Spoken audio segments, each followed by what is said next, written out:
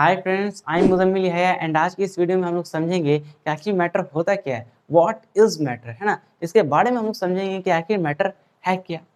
तो अगर मेरे को आप लोगों को समझाना होगा कि मैटर क्या है, तो मैं आप लोगों को कुछ इस तरह समझाऊंगा कि कोई भी चीज़ आपके सराउंडिंग में, आपकी चारों तरफ या फिर आपके इन्वायरमेंट में, जो भी कह लीजिए, कोई भी चीज़ जिसके पास मास हो और जो जगह को घेरती हो, वो मैटर कहलाएगी।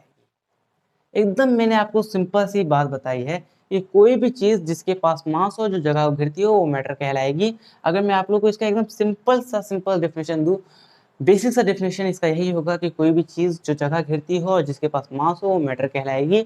अगर मैं इसे बोलना चाहूँ तो मैं इस तरह से इसे बोल सकता हूँ, anything which occupies space and has mass is called matter. तो मैं इसे किस तरह से लिख सकता हूँ, एनीथिंग एनीथिंग मैटर का अगर किसी ने आपसे पूछ दिया डिफाइन मैटर, मैटर को डिफाइन कीजिए, है ना। आप चाहे तो हिंदी में बता सकते हैं या तो इंग्लिश में बता सकते हैं, है ना। आप लोग ऐसे ही बता सकते हैं कि कोई भी चीज़ है ना, हमारे सराउंडिंग्स में, हमारे चारों तरफ या फिर हमारे इन्वायरमेंट में, है ना, जिसके पास मास होता है और जो जगह घेरती है, उसे हम मैटर कहते हैं। आप एग्जाम्पल के तौर पे कई सारे एग्जाम्पल भी दे सकते हैं, जैसे पेड़, लकड़ी, है ना, ये मार्कर हो गया, ये डस्टर हो गया, ये व्हाइट बोर्ड हो गया, ऐसे अनगिनत एग्जाम्पल्स है ना। जैसे टीवी हो गया, जैसे मोबाइल फोन हो गया, लैपटॉप हो गया, वगैरह वगैरह, है ना। तो ये सब मैटर की श्रेणी में आते हैं। अब मैं इसे इंग्लिश में लिखना चाहता हूँ, मैं इस तरह से इसे लिखूंगा, एनीथिंग या समथिंग, है ना, एनीथिंग या समथिंग विच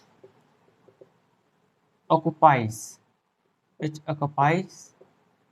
है ना मास, माने which occupies space and has mass, है ना, इज कॉल्ड मैटर। सिंपल सा डिफिनेशन, है ना। एग्जाम्पल के तौर पे वुड, क्लॉथ, कपड़े, है ना, टेलीविजन, मार्कर या वाइट वगैरह वगैरह एक्सेट्रा, है ना। तो ये सब मैटर की श्रेणी में। तो अभी मैं आप लोगों को एक और चीज नोटिस करने को कहूंगा कि ये जितनी भी चीजें मैंने आपको बताई, ये वो सारी चीजें जिन्हें आप देख सकते हैं। इनके पास मास और जगह तो वो तो अलग बात है, इनको देख भी सकते हैं ना। मगर क्या मैं अगर आप लोग को एक ऐसी चीज के बारे में बताऊं जिससे आप देख नहीं सकते, है ना, जैसे हवा, जिसे आप देख नहीं सकते, जैसे हवा मतलब एयर, एयर को आप देख नहीं सकते, इन सब चीजों को देख सकते हैं, इनके पास मास, ये मैटर क्राइटेरिया को पूरा कर रहे हैं कि इनके पास मास से जगह गिरती है, ये मैटर है ना। इन्हें आप देख भी सकते हैं, देखिए या नहीं देखिए, है ना, आप देख सकते हैं, मगर मास और क्या है, जगह भी ऑक्यूपाई करती है। मगर क्या मैं एक ऐसी चीज के बारे में बताऊं जिसे आप देख नहीं सकते, जिसे आप सिर्फ फील कर पाते हैं, जो कि है एयर। तो क्या एयर मैटर हुआ, क्या एयर मैटर होगा? इसका आंसर है 100%, एब्सोल्युटली, एब्सोल्युटली एयर मैटर होगा। एयर क्या होगा, मैटर होगा। अगर किसी भी ऑब्जेक्ट के अंदर, किसी भी चीज के अंदर उसके पास मास है, किसी भी चीज में जिसके पास मास और जो जगह घिरती हो, वो मैटर कहलाएगी। इससे फर्क नहीं पड़ता वो दिखाई देती है कि नहीं देखती है, इससे कोई फर्क नहीं पड़ता कि वो जो चीज है वो दिखाई दे या ना दे, उससे कोई फर्क नहीं पड़ता। अगर उसके पास मास और वो जगह घिरती है तो वो मैटर कहलाएगी। अगर उसके पास मास नहीं हो या जगह नहीं घेरती हो तो मैटर नहीं कहलाएगी, है ना। मगर वो दिखे या ना दिखे उससे कोई फर्क नहीं पड़ता, फर्क बस इससे पड़ता है कि क्या उसके पास मास है और क्या वो जगह को ऑक्युपाई करती है और क्या उसके पास मास है। इन दोनों चीजों से फर्क पड़ता है ना। दिखे या ना दिखे कोई फर्क नहीं पड़ता। तो हम क्या कह सकते हैं, एयर तो मैटर है, वो दिखती नहीं है कोई बात नहीं, मगर वो मैटर है। अब आप पूछिएगा कि भाई प्रूफ भी कर दीजिए कि एयर कैसे मैटर है, हम तो देख नहीं सकते, है ना। हमें प्रूफ चाहिए भाई एयर मैटर है, कैसे जगह को घेरती है, हम तो देख ही नहीं पाते एयर को, हम कैसे देखेंगे कि वो जगह घेरती है। तो इसका भी एग्जाम्पल है, बहुत ही अच्छा सा एग्जाम्पल है। मैं आपको एक बलून का एग्जाम्पल दे सकता हूँ। आप दो बलून्स ले लीजिए, दो बलून्स ले लीजिए, है ना। एक बलून को आप ऐसे ही खाली छोड़ रहिए और एक बलून में आप हवा फिल कर दीजिए। तो जब एक बलून जब आप हवा भर दीजिएगा तो वो जो हवा है वो जगह ऑक्यूपाई कर लेगी, और वो जो बलून है वो एक्सपैंड कर जाएगी। पहले इतनी सी थी, अब वो एक्सपैंड कर गई, क्या कर गए, एक्सपैंड कर गए। जाहिर सी बात है, हवा ने बलून के अंदर जगह घेरा, है ना, ऑक्यूपाइज स्पेस, एक क्राइटेरिया पूरा हो गया। अब जो पहले वाला जो बलून था, एक बलून जिसमें हवा नहीं भरा है और एक बलून जिसमें हवा भरा है, उन दोनों बलून को, उन दोनों बलून का वेट को मेजर कीजिए, है ना। दोनों बलून्स के वेट को क्या कीजिए, मेज़र कीजिए। जब आप मेज़र करेंगे तो आपको ये पता चलेगा कि ये जो वो वाला बलून जिसके अंदर का है ना, जिसके अंदर हवा भरा हुआ है उसका वेट ज़्यादा निकलेगा। इसका मतलब क्या है कि उसका जो मास है वो ज़्यादा है। अब वो वाला बलून जिसके अंदर हवा नहीं भरा था उसका वेट कम निकलेगा।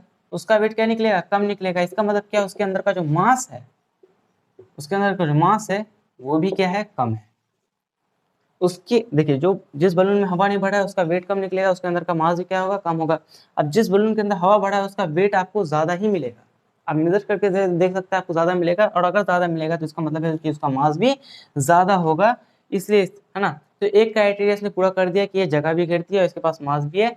तो बलून के एग्जाम्पल से मैं आपको समझा सकता हूँ कि एयर के पास, मतलब कि एयर भी मैटर के श्रेणी में आ सकता है। अब हम लोग एक और बात पे चलते हैं कि आखिर मैटर किससे बना होता है, किससे कंपोज्ड होता है। तो मैटर है ना, मैं आपको इससे चीज़ से बता सकता हूँ कि कई सारे मॉलिक्यूल्स से मैटर क्या होता है, कंपोज्ड होता है ना। जब मैटर को आप ब्रेक डाउन कीजिएगा तो आपको मिलेंगे कई सारे मॉलिक्यूल्स। अब उन मॉलिक्यूल्स को भी आप ब्रेक डाउन करिएगा तो उसमें मिलेंगे आप लोग को एटम्स। अब मॉलिक्यूल्स क्या होता है भाई, मॉलिक्यूल्स मतलब कि जो दो या दो से ज़्यादा एटम से मिलकर बने हो, है ना, दो या दो के ज़्यादा एटम्स के कॉम्बिनेशन से जो बनते हैं वो मॉलिक्यूल्स होते हैं। अब ये जो एटम्स है ना, मैटर है, लेट्स से कोई भी मैटर है, उसको ब्रेक डाउन किया, मॉलिक्यूल्स मिला, मॉलिक्यूल्स को ब्रेक डाउन किया, उसके अंदर आपको एटम्स मिला। फिर एटम्स के भी अंदर भी होता है इलेक्ट्रॉन, न्यूट्रॉन, प्रोटॉन, उसके और भी ज़्यादा डीप भी आप लोग जा सकते हैं, है ना। तो इतना बेसिकली याद रखिए, मैटर को ब्रेक डाउन किया तो हमें क्या मिलता है, मॉलिक्यूल्स। मॉलिक्यूल्स को और भी ज़्यादा फर्दर ब्रेक डाउन में जाएंगे तो हमें मिलेगा एटम्स। एटम्स को है ना fundamental building blocks of matter भी कहा जाता है ना, fundamental building blocks of matter भी कहा जाता है। एटम के बारे में हम लोग आगे पढ़ेंगे किसी और ही लेक्चर में पढ़ेंगे, है ना। इतना समझ लीजिए, एटम्स को क्या कहा जाता है, फंडामेंटल बिल्डिंग ब्लॉक्स, है ना, ऐसे ही समझ सकते हैं, fundamental building blocks of matter. तो इतना सब कुछ हम समझ गए। अब चलिए मैं आपसे एक और सवाल पूछ लेता हूँ। सवाल ये है कि क्या लाइट मैटर है, is light matter, is light matter, क्या लाइट मैटर है, क्या लाइट मैटर है? जाहिर सी बात है लाइट मैटर नहीं है, क्योंकि मैटर होने के लिए हमारे पास दो क्राइटेरिया थे। पहला ये था कि वो जगह घेरनी चाहिए, और दूसरा ये था कि उसके पास मास होना चाहिए। अब लाइट जो है, लाइट एक पार्टिकल और एक वेव दोनों की तरह बिहेव करती है, और ये जो लाइट है ये जगह बिल्कुल नहीं घेरती। कभी आपने देखा लाइट को जगह घेरते हुए? ये नहीं घेरती जगह, इसके पास मास की भी कमी होती है। तो इसलिए ये इसके पास मास का भी कोई सिस्टम नहीं रहता, है ना, और जगह भी ये नहीं घेरती, तो ये मैटर की श्रेणी में आती भी नहीं है। तो light is not a matter, air is a matter, light is not a matter. दूसरा चीज है क्या, थॉट्स, हम जो सोचते हैं थॉट्स, क्या वो मैटर? Absolutely not. मैंने जैसे बोला वैसे ही आप लोगों को पता लग जाना चाहिए कि एब्सोल्युटली नॉट। चलो थॉट्स भी मैटर नहीं, है ना। क्या फायर मैटर है, फायर, आग, आग मैटर है? इसका भी आंसर है नहीं, एब्सोल्युटली नॉट, बिग नो, है ना। तो कुछ चीजें हमें ऐसी भी दिखी जो मैटर थी, और कुछ चीजें हमें ऐसी भी दिखी जो मैटर नहीं थी, और कुछ चीजें ऐसी भी थी जो हमें दिखाई भी नहीं देती है मगर फिर भी वो मैटर है। तो हम ये समझते हैं कि मैटर होने के लिए किसी भी चीज को दो क्राइटेरिया का पालन करना पड़ेगा। वो है, एक तो उसके पास मास होना चाहिए, एक तो वो जगह को घेरनी चाहिए। भले ही वो दिखे या ना दिखे उससे फर्क नहीं पड़ता, मगर उनके पास अगर ये दोनों क्राइटेरिया है तो वो मैटर है, अगर नहीं है तो नहीं है मैटर।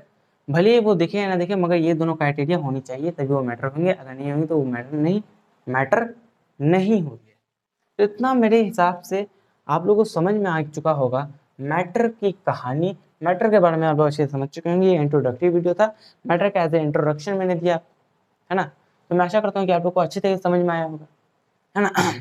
तो आज के लिए सिर्फ इतना ही। मिलते हैं नेक्स्ट वीडियो में केमिस्ट्री के दूसरे किसी और वीडियो में, और भी ज़्यादा हम लोग चर्चा करेंगे किसी दूसरे टॉपिक पे। तब तक के लिए keep learning, keep studying and keep growing.